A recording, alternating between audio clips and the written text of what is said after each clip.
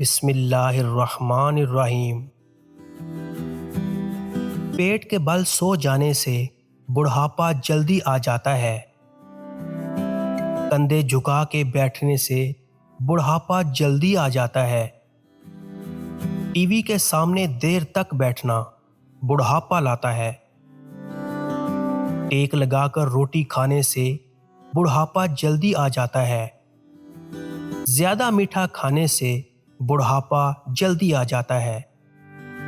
زیادہ نمک استعمال کرنے سے بڑھاپا جلدی آ جاتا ہے۔ کپورے کو خارش کرنے سے بڑھاپا جلدی آ جاتا ہے۔ زیر ناف بال دیر سے کاٹنے سے بڑھاپا جلدی آ جاتا ہے۔ بالوں میں بار بار ہاتھ پھیرنے سے بڑھاپا جلدی آ جاتا ہے۔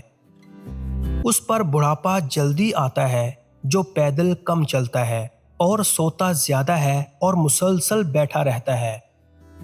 جو مرد عورت کے پاس بار بار جمع کے لیے جاتا ہے اس پر بڑھاپا جلدی آ جاتا ہے۔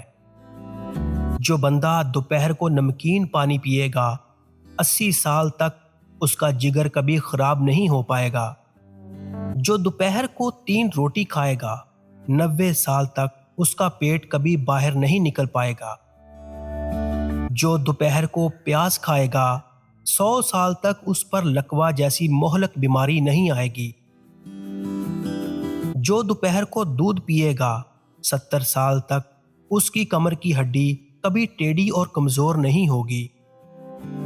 جو ایک ٹانگ پر کھڑے ہو کر گاجر کا مربع کھائے گا اس کا دل جوان اور صحت مند رہے گا۔